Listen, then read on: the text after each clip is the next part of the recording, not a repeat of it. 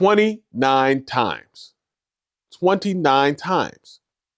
That is how much stronger a statistical method used to reanalyze data from one of the most celebrated Alzheimer's drug trials in history made the results look compared to what the primary FDA-approved trial actually showed. 29 times. For a method that, when tested on a drug everyone agrees failed, produced a near perfect result. I'm Sean Smith. This is Wealthy Nation. And what I'm about to show you is not anti-science. It is not anti-medicine. It is the most pro-science thing you will hear from me in a long time. Today we go deep on the story that landed in one of the most respected brain science journals in the world. We're going to show you what happened, why it matters for your family right now, and what the science says about how you protect your brain, drug or no drug. Let's get into it.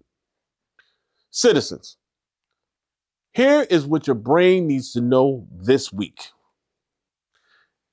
May 18th, 2026, researchers at Brown University published a research letter in JAMA Neurology.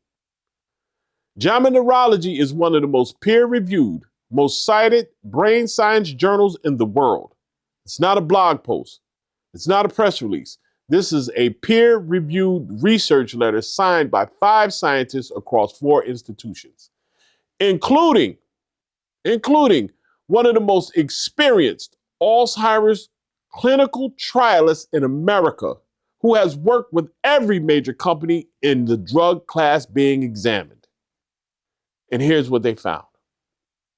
The new Alzheimer's drugs, Donanemab and Lecanemab, are FDA approved. Medicare covers them.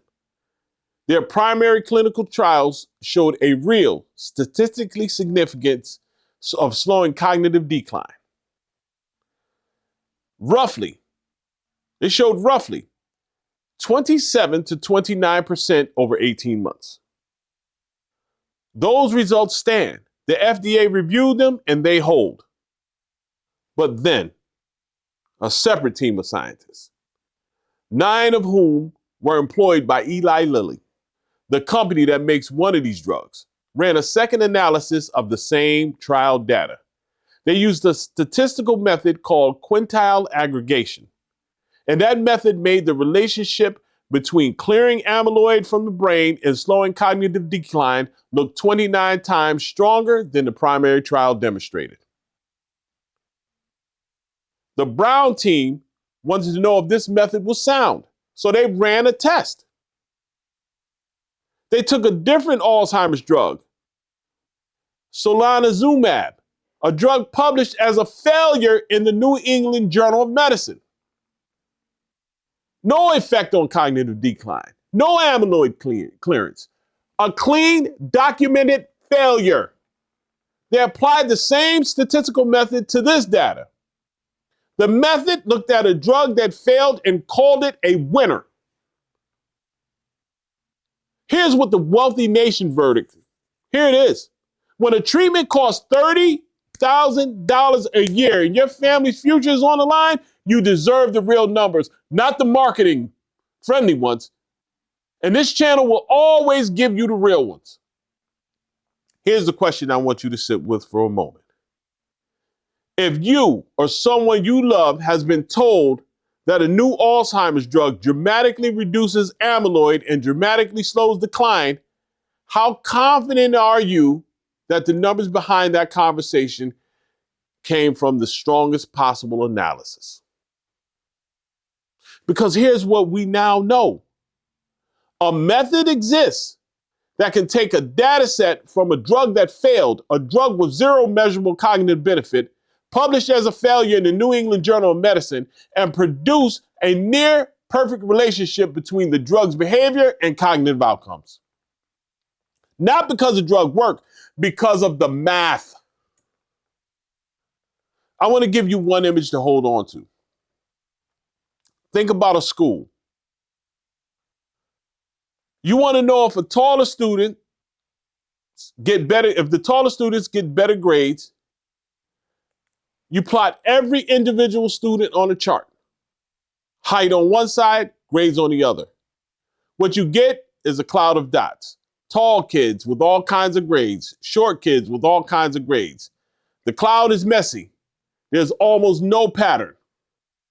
Now, sort every student into 10 school buses, ordered by height, throw away every individual student's grades, only look at the average grade for each bus. Suddenly, you get 10 dots that line up on a clean upward slope. The tall bus has the highest average grades. The pattern looks almost perfect. But you haven't proven anything. You averaged away every kid who did not fit the story. You averaged away the tall student who struggles in school, the short student who has straight A's. Every person who contradicted the pattern disappeared in an average. Statisticians have known about this for over a century. It has different names. The ecological fallacy, grouping, induced bias. It is a foundational material in graduate level epidemiology. And here's what makes the Brown findings so important. The disputed method also threw away the randomization.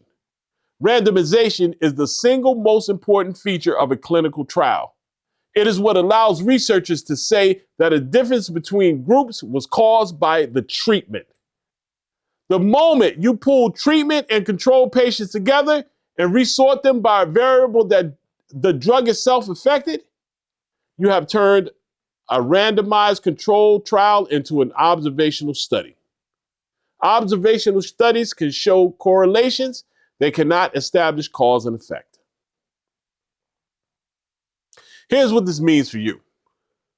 The primary FDA-approved trial results stand. The drugs are real. The modest benefits shown in the primary trials are real. And the 2024 Lancet Commission, the most comprehensive dementia research published in the world, identified 14 risk factors we can actually do something about.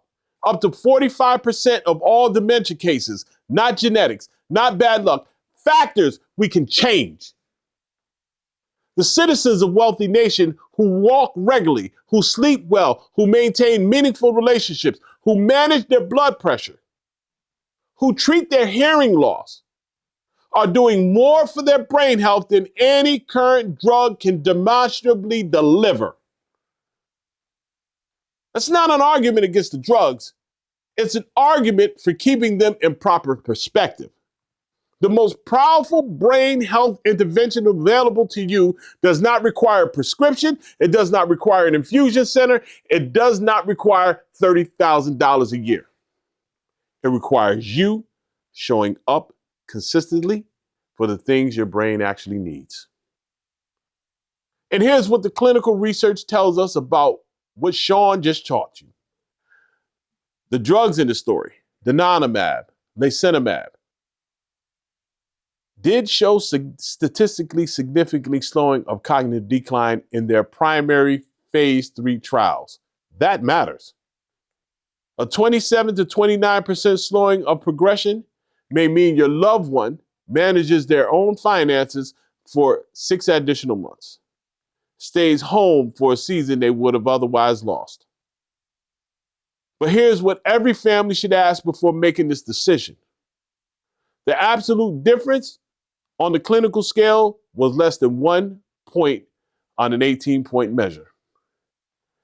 Ask your doctor for that number, not the percentage, the absolute size of the benefit on a scale. And ask about brain swelling risk and ARIA, which affected roughly 1 in 3 people in the Donanemab trial.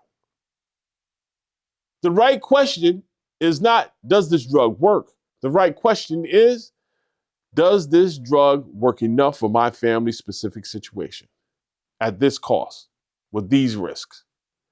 Now let's connect this to your financial life, because your brain and your wallet are in this together. Donanemab, Kinsula, costs approximately $32,000 a year.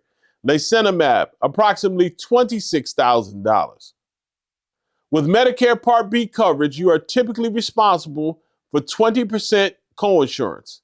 That is $6,400 a year for the drug alone, before a single brain MRI, before a single amyloid PET scan, before a single infusion center fee. Now, here's what the research tells us about prevention. Walking 30 minutes a day, treating high blood pressure, getting a hearing test, staying socially connected, getting quality sleep. These 5 actions combined are among the 14 modifiable risk factors the Lancet Commission says account for up to 45% of all dementia cases. 45%. The cost of walking, zero. The cost of a hearing test, a copay. The cost of blood pressure check, already covered by your Medicare annual wellness visit. This is not an argument against the drugs. This is an argument for not skipping the free stuff while you wait to decide about the expensive stuff. Your brain is your most valuable retirement asset. Invest in it like it is. Now, here's your charge for this week. Just one thing before Sunday. Have one real conversation about brain health with someone you love.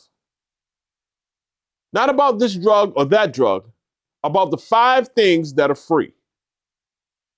Are you both moving enough? Are you both sleeping enough? Is there a blood pressure check that one of you has been putting off? Is there a hearing loss neither of you has named yet? One conversation before Sunday. Because we don't age quietly. We age wealthily. I'll see you Sunday right here on Wealthy Nation. If this episode opened your eyes, subscribe and share it with a family member. Share it with somebody who needs to hear this before they make a treatment decision. The more citizens in this nation, the stronger we all get. Take care of your brain, people.